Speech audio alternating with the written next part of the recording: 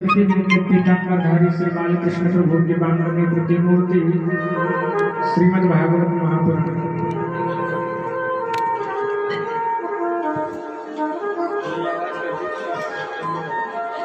विराजमान समस्त आचार्य वृंद, संगीताचार्य वृंद, भगवत चरण अनुरागी श्रोत्रिय वृंद, स्नेहमय भक्तिमती आदरणीय मातृशक्ति, आप सबके हृदय में विराजमान मेरे सरकार श्री वाणी बिहारी लाल को प्रणाम करते हुए आप सभी को जय श्री कृष्ण, राधे राधे और व्यासपीठ से बहुत बहुत प्रणाम।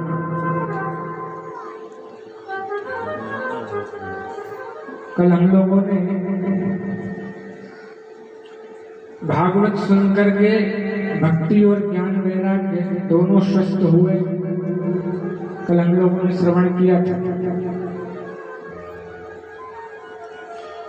इसका तात्पर्य यह है कि अगर हम सत्संग सुनेंगे, भागवत सुनेंगे, तो हमारे भक्ति ज्ञान वैराग्य दोनों तीनों हष्ट पुष्ट और स्वस्थ रहेंगे। धुंधकारी जो प्रेत था, श्रीमद् भागवत की कथा सुन के वो भगवान के धाम को गया, चार भुजाधारी देवता बन गए। भागवत सुनने से प्रेत की भी मुक्ति हो जाती है।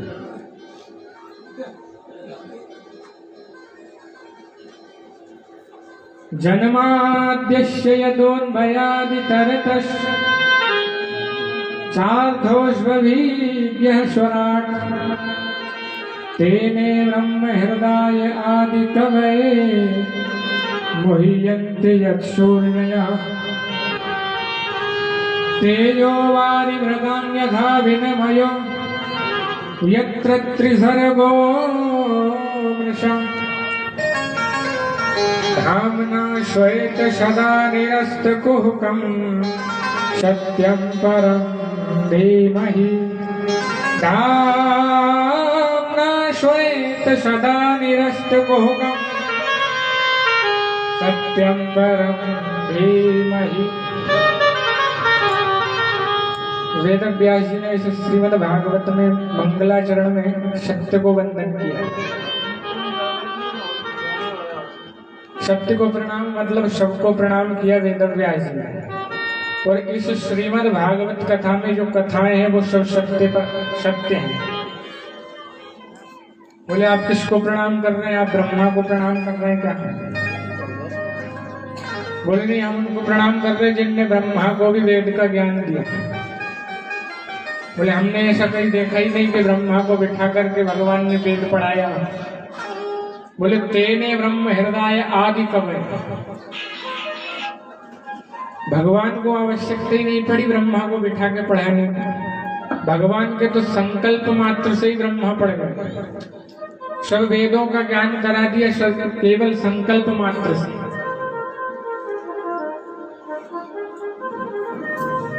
ब्रह्मा जी को केवल संकल्प मात्र से ही वेदों का ज्ञान करा दिया। ध्रुव तो 4 वर्ष के 5 वर्ष के बालक थे, उनको तो कुछ आता ही नहीं था। लेकिन भगवान ने जब कपोल से शंख का स्पर्श कराया तो ऐसी स्तुति गाई ध्रुव ने कि सारे देवता देखते रहे।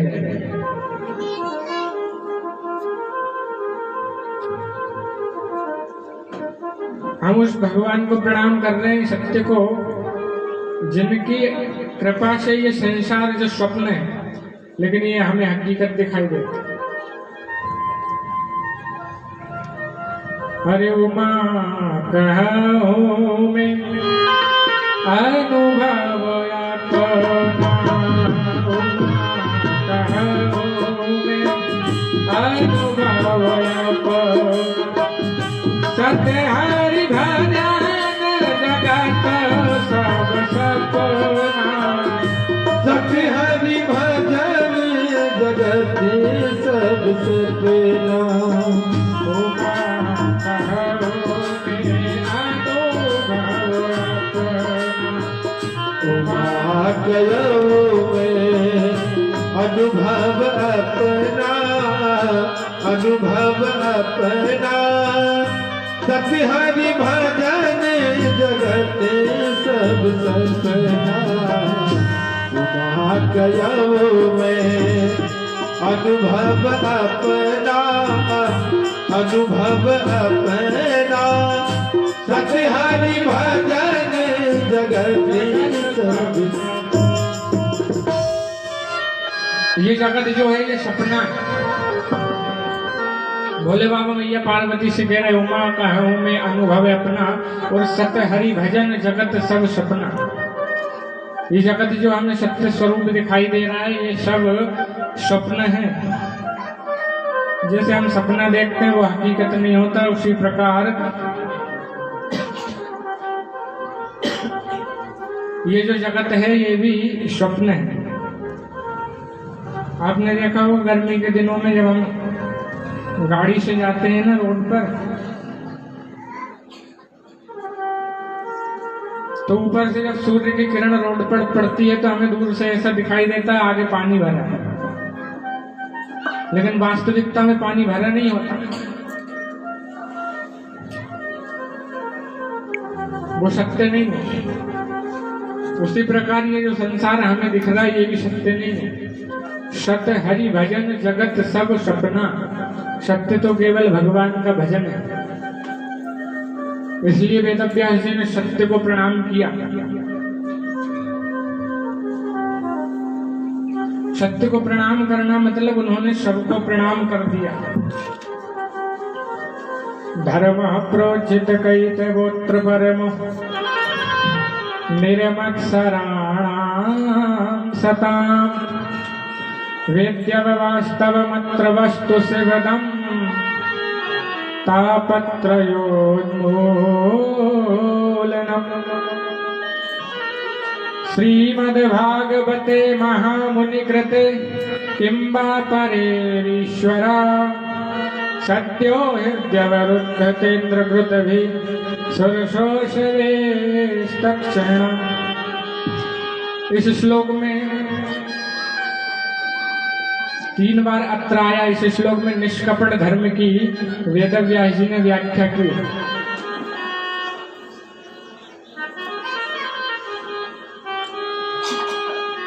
धर्म में भी कपट होता है। माता पिता की सेवा करना हमारा धर्म है, लेकिन हम सेवा इसलिए कर रहे हैं कि 5 एकड़ जमीन उनके नाम पे है।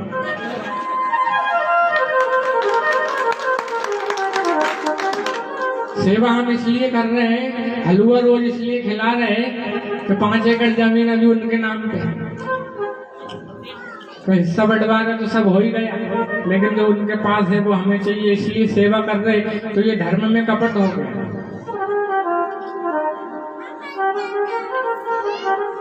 सेवा करना तो हमारा धर्म है। सास की सेवा बहू इसलिए कर रही कि उनके पास सोने के कंगन रखा, इसलिए रोज शाम को बढ़िया पैर दबारी बैठ करके। अब उस कंगन को लेने के लिए अगर बहू पैर दबा रही तो वो धर्म में कपट हो गया, जबकि सास ससुर का सेवा करना तो बहू का धर्म है।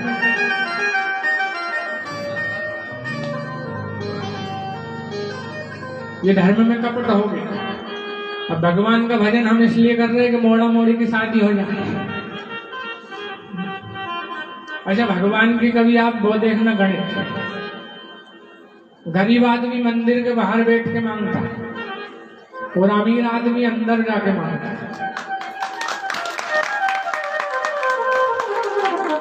अमीर आदमी अंदर जाके कहता अनूप भाई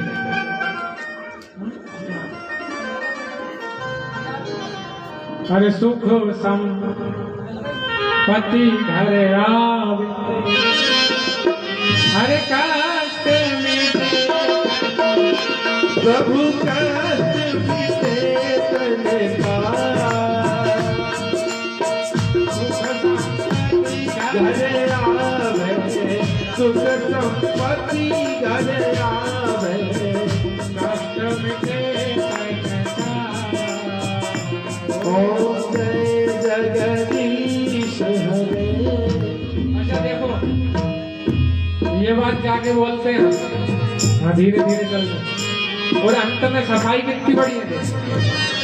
अरे तेरा तुझको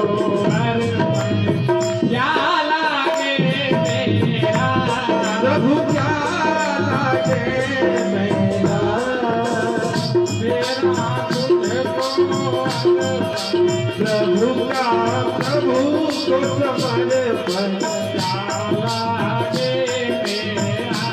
ओम जय जगदीश हरे।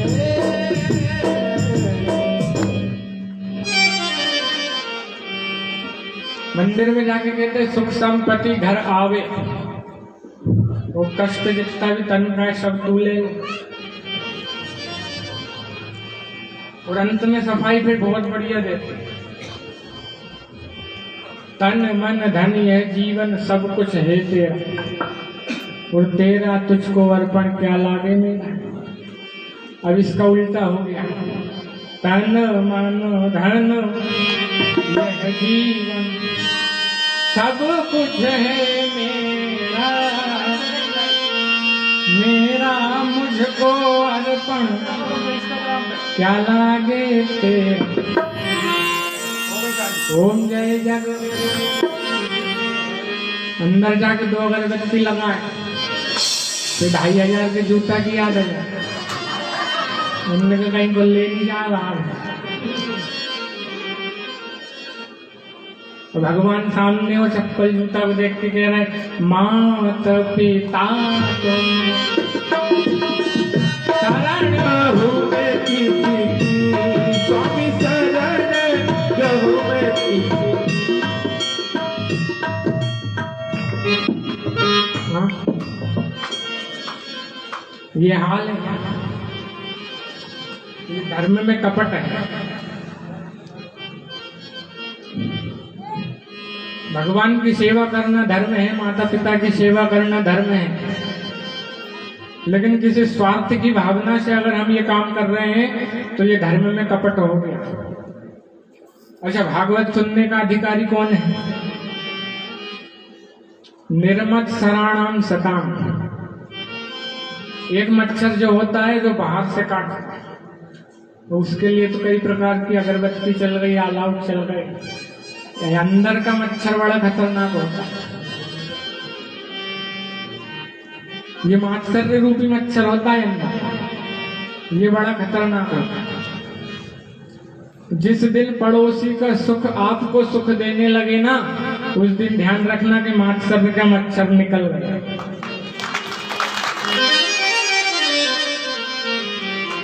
जिस दिन पड़ोसी का सुख आपको सुख देने लगे तो मात्सर्य का मच्छर गया। पड़ोसी ने अगर गाड़ी ले आया तो दुख हमें होता। लोग आपके हराम का पैसा आ रहा और करेंगे ही क्या। ये हाल है। निर्मत सराणाम सताम। ऐसे देखो, किसी पात्र में अगर हम दूध निकालें और उसमें खटाई हो और दूध आ जाए तो दूध सावत बचेगा? बताओ, कोई नहीं बचेगा। अब हमारे अंदर मात्सर्य, अब हम कथा सुना रहे तो वो मात्सर्य बैठा वो कथा को खा जाए। पात्र यदि साफ है और उसमें जो वस्तु जाएगी तो वो सही रहेगी। पात्र में धूल है और हम उसमें कोई भी चीज डाल रहे तो वो भी गंदी होगी। इसलिए अपने अंदर से मात्सर्य का मच्छर निकाल के आया करो, फिर यहाँ कथा सुना करो।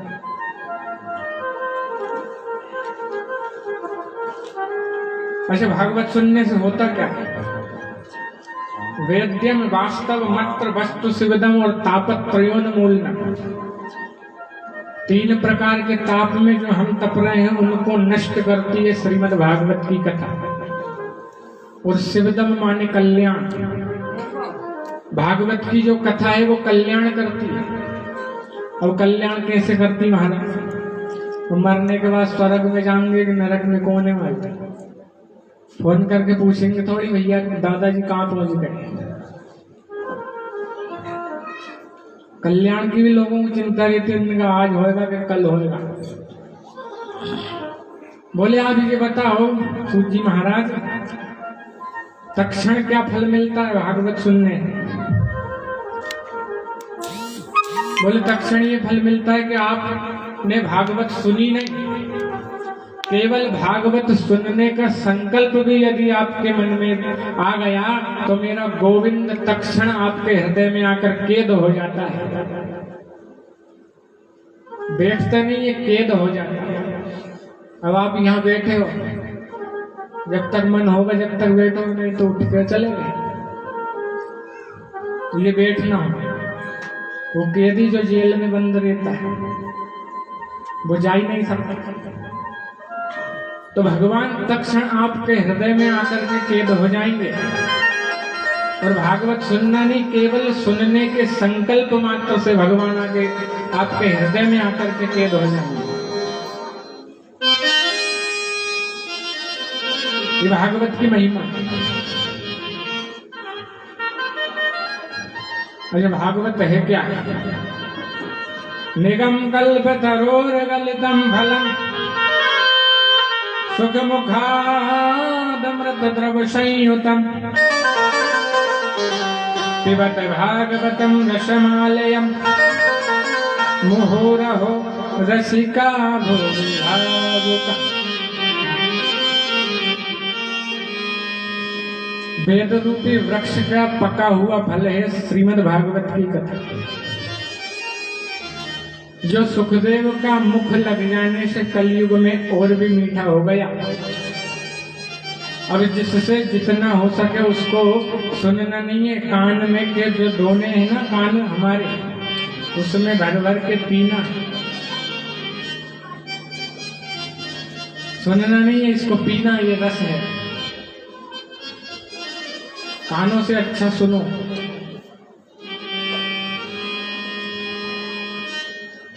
सुखदेव जी ने का मुख लग जाने से सुखदेव का ये फल और भी मीठा हो। सोनका भी बोले तो ये फल में जब गुठली भी नहीं है और छिलका भी नहीं है, जब ये ऊपर से गिरा होगा तो गंदा नहीं हुआ।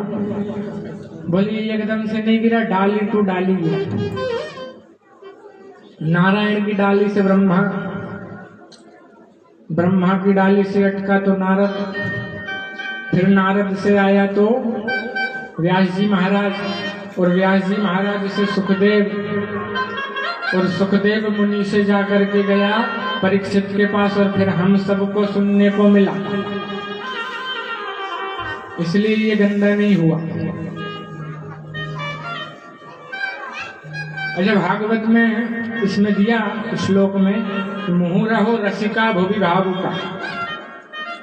केवल जो भागवत के रसिक हैं उन्हीं को ये फल खिलाना।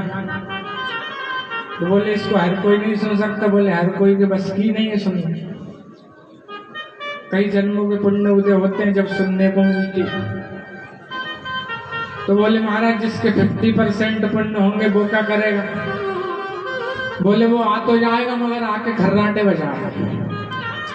यहाँ बैठ, वो ना खुद सुनेगा ना दूसरे को सुनने देगा।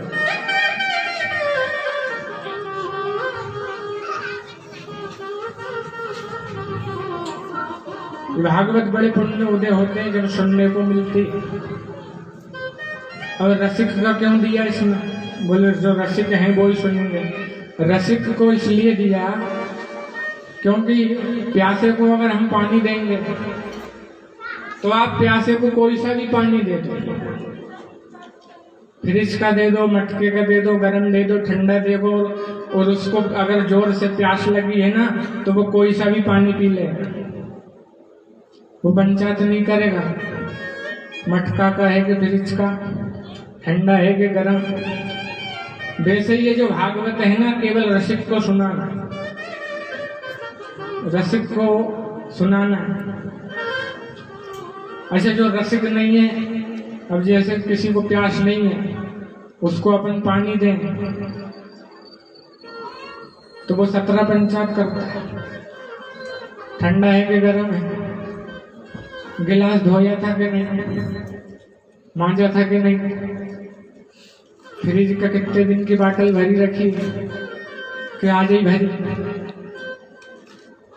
ऐसे ये भागवत में भी कई लोग होते हैं, खुद की भी खोपड़ी खराब करते हैं और पंडित जी की भी करते हैं। भगवान ने ऐसा किया तो क्यों किया? उनको ऐसी करने की क्या जरूरत है?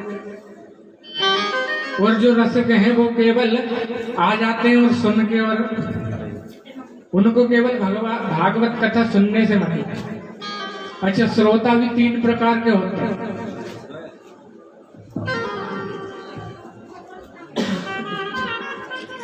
एक तो होते हैं श्रोता,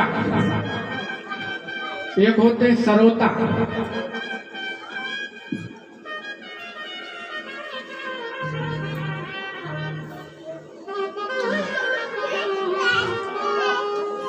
एक होते हैं श्रोता, दूसरे होते हैं सरोता, और तीसरे होते हैं श्रोता।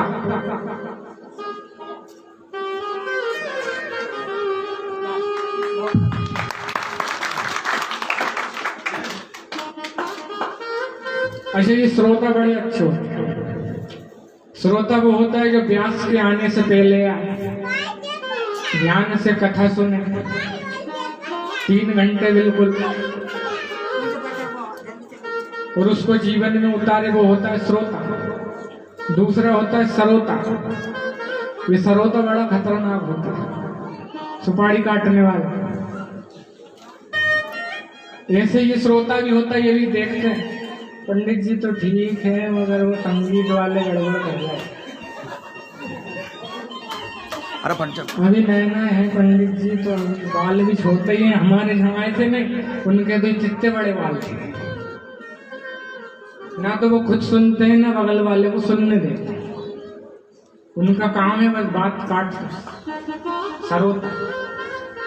और तीसरे जो होते हैं ना, ये व्यासों को बड़े अच्छे लगते हैं। जितने भी कथावाचक होते हैं ना, ये तीसरा नंबर का इनको बड़ा पसंद होता है, सोता। वो कुछ नहीं करते, केवल आते हैं, वो बढ़िया टिकने की जगह देखते हैं, और आकर के जो उनकी महाराज समाधि लगती है 3 घंटे आ, इधर व्यास की कथा शुरू, उधर उनकी समाधि शुरू। और वो उठते जब ही है जब व्यास जी आखिरी में गए नहीं, बोल वृंदावन बिहारी लाल की। अच्छा, उनको भगवान ने एक चीज बड़ी अच्छी थी, 3 घंटा में कितनी बार जय बोलोगे, उठे ही नहीं। और आखिरी में जैसे व्यास जी ने बोल वृंदावन बिहारी लाल की जय, उनकी समाधि जब ही खुलती। गर्मी के दिन में तो उन्हें और आनंद आए, कूलर लग जाए कई जगह। क्या समाधि लगती थी। भागवत हर कोई के बस की भी नहीं है सुनना।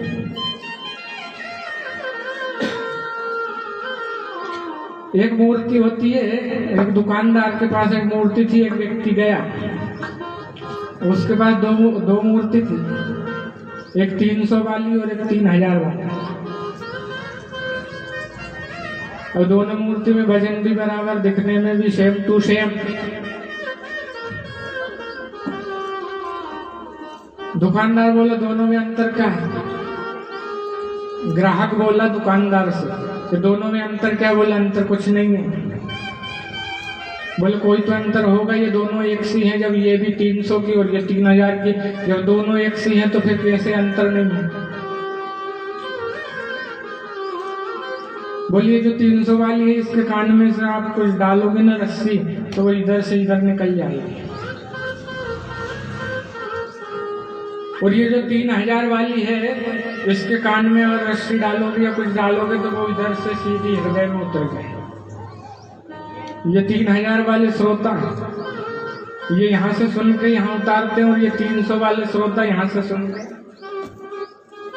होगा कल्याण। एक बार एक पंडित जी काशी से बढ़िया भागवत पढ़ के आए।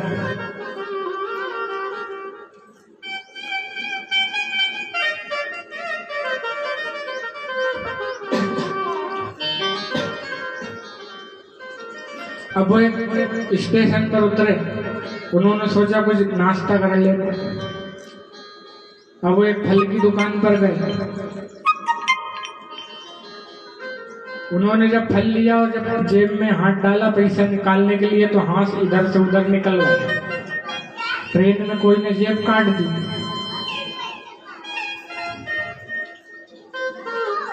अब दुकानदार दे नहीं, फ्री में देगा। पंडित जी के पास में एक गांव दिखा, उनने कहा झहीं उतर जाते हैं, अपने पास भागवत भी है, भागवत करना भी आता है अपन को, कहीं बैठ जाएंगे करने, मिल जाएंगे 4-5। पंडित जी पहुंच गए। अब पुरोहित का घर था, पुरोहित के यहाँ पंडित जी गए, बोले हाँ हम काशी से आए, बहुत अच्छी कथा करते हैं, आप सुनो। पंडित हाइट हमने आज तक नहीं सुनी कथा, फटा कहाँ तुम कथा सुना रहे, आज तक नहीं सुनी हम। अरे बोले आप सुन ले। अब पुरोहित बड़ा परेशान, वो गया पटेल के पास। अब पटेल के पास जब गया महाराज, पटेल साहब बैठे थे, 10-15 लोग वहां बैठे थे, पंचायत चल रही थी। पुरोहित जी बोले ये पंडित जी आए बनारस से, इनको कथा सुनाना बड़ी अच्छी आती है, आप सुनो। पटेल साहब बोले हमारे बाप दादा ने नहीं सुनी तो हम क्या सुनेंगे, भगा दिया पंडित जी को। पुरोहित जी बोलिए पंडित के चक्कर में मेरे को 10 बार सुनना पड़ा। अब वो पटेल साहब के नाती पोते से भाई खेल रहे थे, अब उनने सुन लिया भागवत। बच्चे बोले हमें तो भागवत देखनी है, भागवत देखनी है, रोने लगे। पटेल साहब ने पुरोहित को बुलाया, जरा लाओ वो पंडित को कहना भागवत दिखाए। पुरोहित जी गए पंडित के पास, बोले भागवत दिखाओ भाई। पंडित बोले भागवत दिखाओ, भागवत तो सुनने की चीज है, सुनने का ग्रंथ, तुम कह रहे दिखाओ, कहाँ दिखा रहे। अरे बोले हम कुछ नहीं जानते, वो पटेल साहब बुला रहे, जल्दी चलो भागवत दिखाओ। उन्होंने कहीं जादू टोना दिखाएगा, यहाँ से कुछ प्रकट होगा फिर ऐसा। पंडित जी बोले रुको मैं स्नान कर लूं जरा। अरे बोले यहाँ स्नान कुछ नहीं होता, तुम तो चलो भागवत सुना फटाफट, भागवत दिखाओ जल्दी। अब पंडित जी ने हाथ में लिया, चलो पवित्रा करके पंडित जी ने चलो भैया। अब बच्चे रो रहे, बोले जल्दी भागवत दिखा। पंडित जी बोले सबके सब मूर्ख ही है यहाँ तो।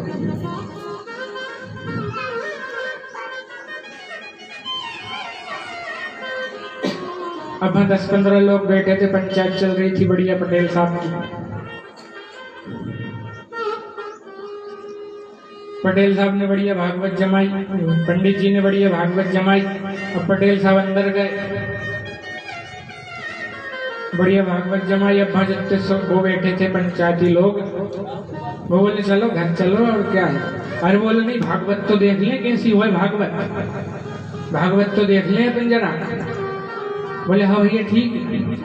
अब जिस शिला पे ये पटेल साहब सोते थे, वहीं आकर के पंडित जी ने रख दी भागवत।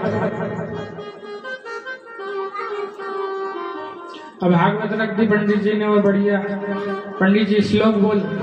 अंदर से पटेल साहब बढ़िया दोपहर का भोजन करके आए 12 बजे का। अब उसी शिला पे सोते थे। पटेल साहब आए और आकर के पंडित जी के पांव पे मंडी रखकर सो गए। अब सो गए वहां तक तो ठीक। अब पंडित जी बोले श्लोक और पटेल साहब ले घर रात। पंडित जी बड़े परेशान। पंडित जी ने सोची यही तो मुख्य श्रोता है, यही कुछ देता लेता तो यही सो पाए। पंडित जी अब ऐसे जगह पटेल साहब अरे बड़े पुण्य से मिलती भागवत सुन लो भागवत। अब गहरी नींद में कहीं का सोए और उसको हिला दो, तो दो ही में युद्ध हो जाए। पटेल साहब ने पटेल साहब को जगाया। पंडित आए, बड़े पुण्य से मिलते पटेल साहब उठो। अब पटेल साहब तो थे नींद में और गुस्सा आई। पटेल साहब ने एक धर के दिया पंडित जी ने।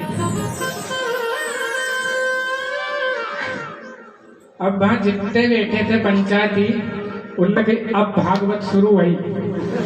अब हुई भागवत शुरू। अब हट जाओ सब। उनने भी अब हुई भागवत शुरू। अब पटेल साहब के ऊपर पंडित जी, अब भालोक के भागवत बहुत गुस्सा में है। अभी पटेल के ऊपर चढ़ी है, बहुत गुस्सा में है भागवत। अब पहले गांवों में अनाज रखने के लिए एक गड्ढा खोदा जाता था, हमने देखा नहीं, तुमने देखा हो। अब पंडित जी ने क्या किया, पटेल साहब को गड्ढे में पटक लिया। और गड्ढे में जब पटक दिया, पत्नी बड़ी परेशान, पटेल साहब की बहन बड़े परेशान, क्योंकि भागवत बेटी पंडित जी पटेल साहब के ऊपर। पत्नी आई, बोले भागवत महारानी मेरो भाग जिन फोर डारो, मोहे चाहे मारो मोरी लाज को रखियो छोड़ दो। बोले चाहे आप मुझे मार दो भागवत महारानी, लेकिन मेरे पति देव को छोड़ दो।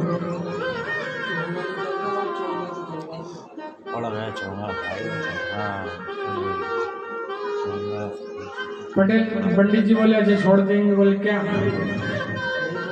पंडित जी बोले बचे ना विनीत जा पे आन लागे फेरी मेरी, और जाके प्राण चाहो तो 500 रुपया दो। अगर इसके प्राण चाहो तो 500 रुपया दो। अब उनने कहीं से जुगाड़ लगा के 400-500 रुपया लेके पंडित जी को दे। अब वहां 15 लोग 20 लोग जो थे, पंडित जी इनकी सीढ़ी लगा, ऊपर चढ़ेंगे, हम जाएंगे। अब वो 10-15 जितने खड़े थे सब भग गए। उन्होंने कहीं पटेल तो पैसा वाले, कहीं अपन पे चढ़ गई भागवत, तो अपन तो बचे ही नहीं पाएंगे। पटेल तो बड़े साहब, अपन पे चढ़ गई भागवत तो 500 दे। 2-4 लोगों ने हिम्मत करी, सीढ़ी लगाई और चढ़ गए पेड़ पे। उन्होंने कहा भागवत को निकल जान दोगे, भागवत गुस्से में है इसका।